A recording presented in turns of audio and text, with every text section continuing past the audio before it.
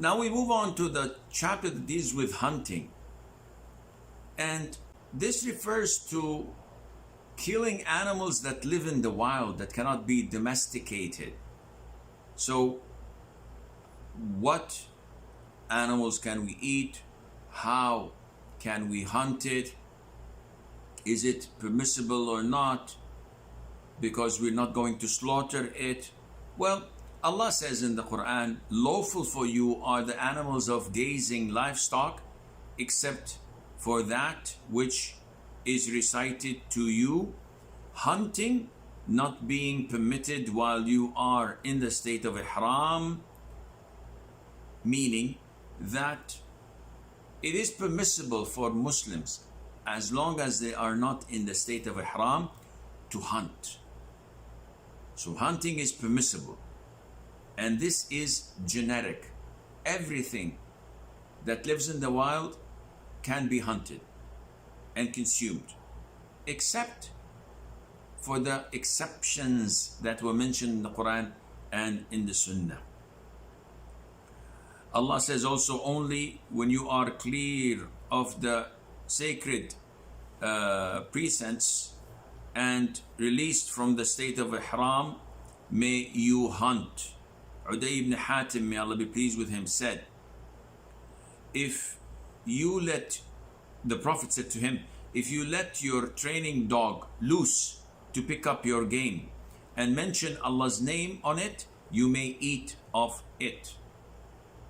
So here we have some of the conditions that we will mention later on. But one of the ways of hunting is using animals. So I have the option of throwing an arrow, shooting a bullet, as we will come to discuss inshallah in a while. And I have the option of having my trained animal, whether it's a dog or a falcon or whatever predator there is that is trained, providing I mention the name of Allah Azza wa Jal. Of course, this is when you have the intention of eating, not when you have the intention of playing around and killing for fun. So what the Brits do when they send their hounds to catch a fox, this is not part of Islam, because we cannot eat foxes. So such expeditions and running and training and whatever they do is not lawful, because it's for the fun of it. Likewise, those who send pigeons so that they can shoot them as target practice, this is also haram in Islam. You have to hunt with the intention to eat and to benefit from the animal or the bird that you're hunting. The following section deals with permissible and prohibited hunting. So all hunting and fishing is permissible except in specific conditions. What are these conditions? 1, it is forbidden to do any hunting in the sacred precincts around the Kaaba. So we went through this when we spoke about Hajj, and we said that the whole world is called Hil, meaning permissible, yet there is a specific area which is known as Al-Haram, the sanctuary, the area that is sacred, and it is surrounded by borderlines that people know. Inside this sanctuary or Al-Haram, you're not allowed to hunt a game. You're not allowed to pluck the trees and cut them down. So you're not allowed even to scare animals.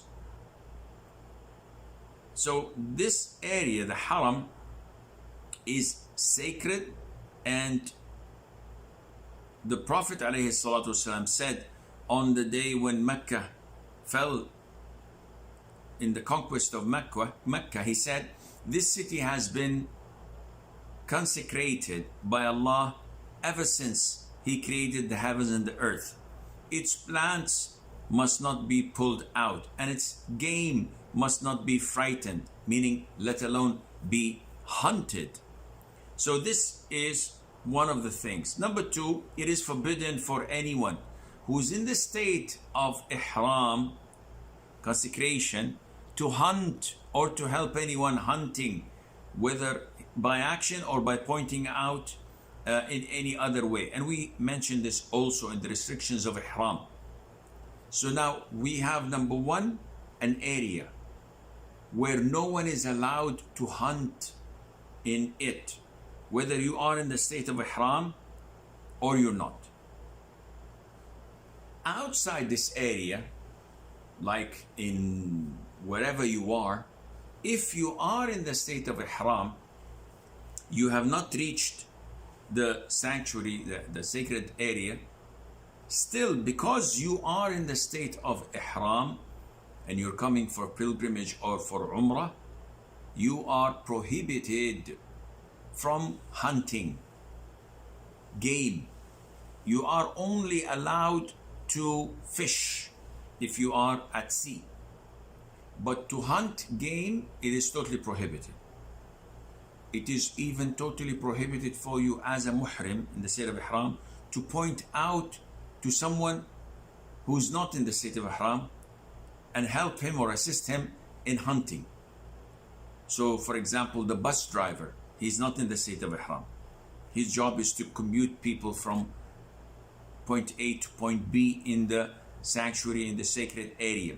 And this guy was resting, and there goes a deer.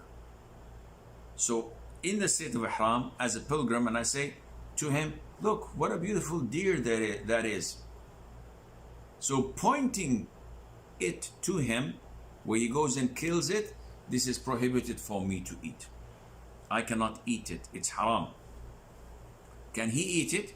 Yes, he can, because he's not in the state of ihram and he's not within the borders of the haram area.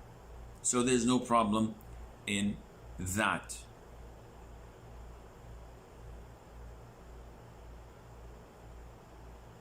Okay. So conditions for the permissibility of game. Now, what are the conditions that would make what I hunt halal?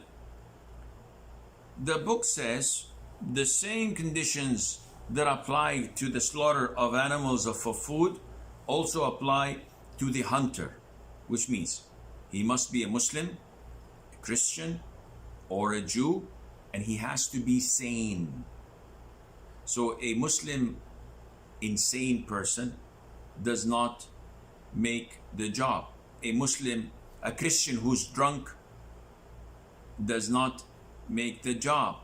A idol worshipper does not make the job. If we go to the Tibet and they are Buddhist or they worship the sun, and we go on an expedition and one of them shoots a deer and he prepares it and cooks it for us, we cannot eat it because he's neither Muslim, Christian, nor a Jew. Of course, again, this deals only with animals that require slaughtering. But if this Buddhist went fishing and brought us 5-6 fishes, big ones, 5-6 fish, and he cooks it, yeah, we can eat that because fishing is not slaughtering. If a group of Hindus caught in a big bag hundreds and thousands of locusts, it can be consumed because this is not slaughtering, and so on. And among the conditions is the intention. So for example, if someone was target practicing and he shot a bullet, and this bullet happens to, by accident, hit a deer and kills it. Can we eat from it? The answer is no, because he did not intend to hunt it. So this is a crayon and it's a dead meat that does not fit for Muslims to eat. And this is regarding the person doing the hunting. What about the tools used? Well, scholars say that the tools used must be of a sharp edge that either slaughters or penetrates due to its edge and sheds the blood accordingly. And it must not be made of bones or claws, exactly like previously. And it must not also kill by its weight. So it has to be an arrow, a spear, a sword, a knife, a bullet. All of these shed the blood and penetrate and wound the animal. But if I hit the animal with a stick or with a stone, heavy stone, or like in Australia with a boomerang, so I hit the animal and it bangs it in the head, it dies, but it did not penetrate, it did not cause the blood to flow out of the animal. This is dead meat because it does not have a sharpness or a blade to it, and it does not penetrate. And likewise, which is quite popular in non-Muslim countries, is to kill with a trap. So you set a trap in the wild and you come after 3-4 days and you find the animal caught in the trap and dead. This is dead meat because it died out of hunger, it died out of pain, it did not die out of being wounded when you wounded it without any intention, without mentioning the name of Allah. So all of this is not permissible. The other type of hunting, the tool. So this tool is, I'm the one who's using it. The other type is using animals and birds of prey to kill game with their teeth or claws. Allah says in the Quran, say, lawful for you are all good foods and game caught by what you have trained of hunting animals which you train as Allah has taught you. So eat of what they catch for you and mention the name of Allah upon it and fear Allah. So this is crystal clear. The animal has to be trained. You have to have an animal that is trained.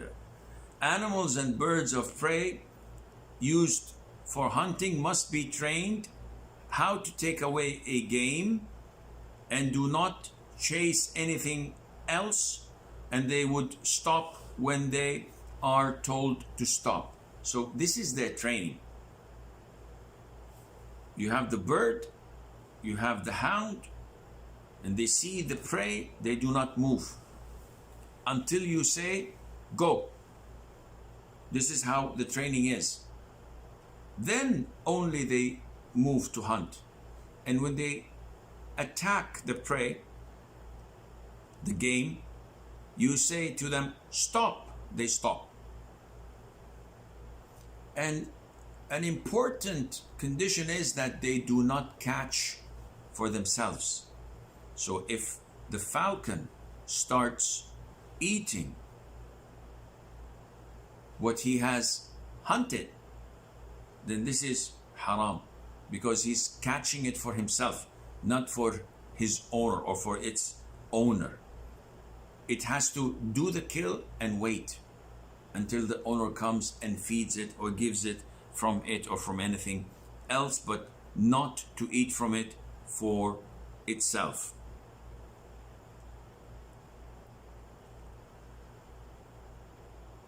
The Prophet said, alayhi salatu wassalam, if you send your dog and mention Allah's name and he catches and kills the game, you may eat.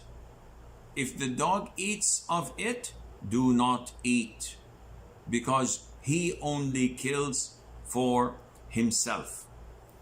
And of course, we mentioned before that the name of Allah must be mentioned, and if a person forgets, then it's an issue of dispute, but the most authentic opinion is that it is still valid. Allah says, you may eat of what they catch for you, but mention Allah's name over it and have fear of Allah.